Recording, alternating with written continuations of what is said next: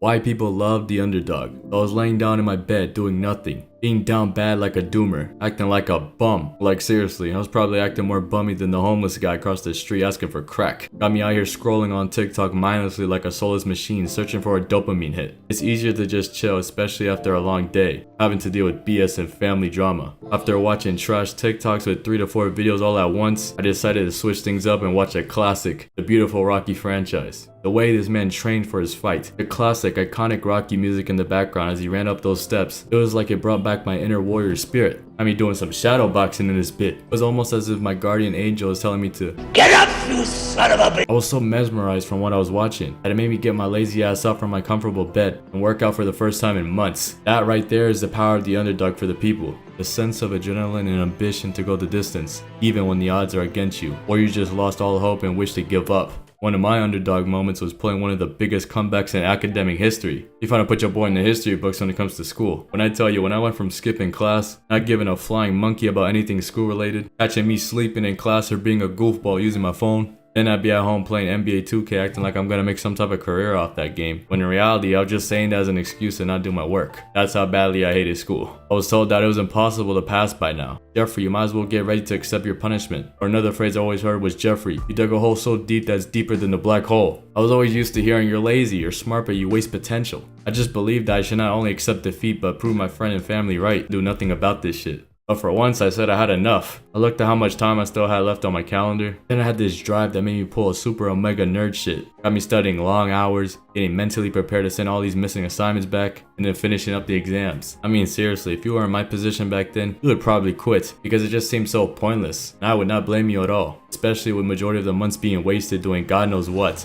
And then you find out you gotta do all a month's work in a short amount of time. Like I'm talking 1 or 2 months max. Sounds like a student's hell right there. But Lord knows if I didn't do anything about it, I'm getting whooped, get my console taken from me, and any sense of dignity I had left would be gone. The boy had his own little training montage. Those F's turned to B's and C's by the end of the year. I couldn't believe it. I actually did it. That's right, this bum did it. Ever since that day, it showed that I was capable of doing anything I truly desire if I actually put effort, which gave me the motivation to try YouTube again as well. Throughout history, underdogs have captured the hearts and minds of people around the world. From the Rockies to the Eminems to the Kobe Bryants, these individuals have become a symbol of hope, the true definition of nothing to something. To represent for the little guy, the bumps, even the guy who fumbled that one baddie. Hey man, we all been there. What makes it great and enjoyable to watch though, is it the fact that we love seeing the guy overcoming the strong foe and win, or to find satisfaction for oneself and make a change. We praise them for their success and what they've done, but at one point they were all alone with nobody by their side. Once we see them get out of that underdog shell, some cheer for them and then others hate and call them overrated, when it should be seen as proof that you can make it in whatever you want to do, dummy. But then again, I understand also why these haters be hating. Most people, especially nowadays, have a tough life. Depending on their situation, of course, it makes it hard for them to see the light on the other side of the tunnel. Or in general, people don't want to put in the hard work, only enough to get by. And I'd be lying right now if I didn't say I couldn't relate. And I know I usually troll around here say something like, stop being an NPC, you're being down bad. But I remember struggling. I'm human. If you're someone striving for what they believe in, even when people don't believe in you, I respect it. Because it's easier to make fun of someone and bring them down to your level, instead of leveling up yourself. So I want to speak on the first character, Rocky Balboa. I would consider him the greatest representation of the underdog, the true definition of it. Robert Rocky Balboa got the idea of boxing early from his father, insulting him for his low intelligence and being a horrible student at school. Which goddamn, I felt that, my brother in Christ. His old man told bro if he couldn't use his brains, he should learn how to use his body, which made him drop out of school during the 9th grade and adopted the name Rocky from Rocky Marciano, his idol.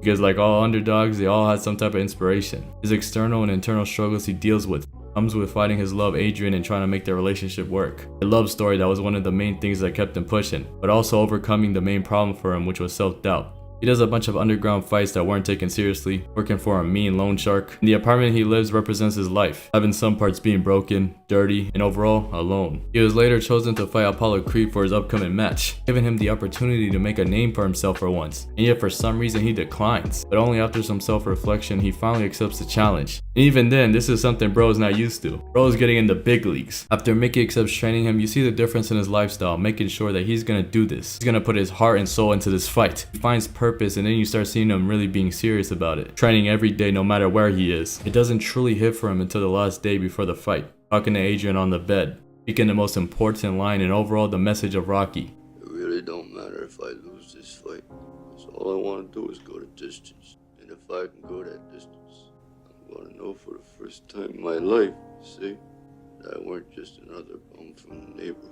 It's not about winning. It's about giving everything you got. Willing to stand up even after life throws you hit after hit. Keep moving forward. Then the good stuff happens. The fight begins. Apollo's ready to entertain like it's a show, not knowing what he's going up against. Bro must not know about the Italian stallion. At first he was toying with Rocky, not taking him seriously, acting like he's Lil Bro or something. But then moments after, he got knocked out. At that moment, the crowd was shocked. They realized they were going to witness the fight of the century. Something I didn't notice until recently was the example of Rocky's nose. See that nose? That nose ain't never been broke. 64 fights. Until that fight with Apollo. Your nose is broke. It's symbolic because it's deeper than just an injury. It represents how far he pushed himself against the undefeated champion, giving his all. And then even when Rocky got knocked down, everybody told him to stay down, please. But he got up anyways.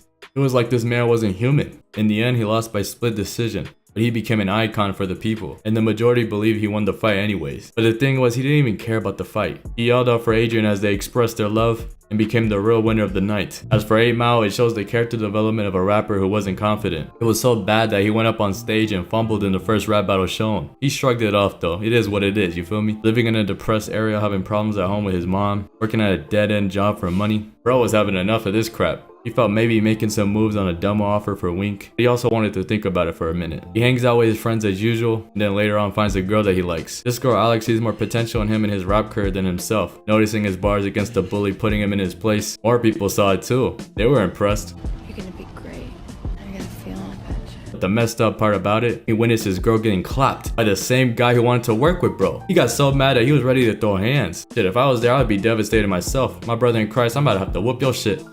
And then shortly after fighting that guy, bro brought his homies to beat him up. The next day, Rabbit realized his friend's future signed him up for the next rap battle without his permission. Gotta try to take that shit from him, man. You win battles, you get respect. I don't give a fuck. He was just not having it, man. But he realized after everything he went through, he may as well just do it. Like a legendary rapper once said, You had one shot, one opportunity to seize everything that you ever wanted in one moment. Would you capture it or let it slip? he went on stage and the rest is history. Let's just say Eminem cooked with his bars and used the power of keeping it real and humility to his advantage. I know everything he's got to say against me. I am white, I am a fucking punk. But I know something about you. You went to Cranbrook, that's a private school.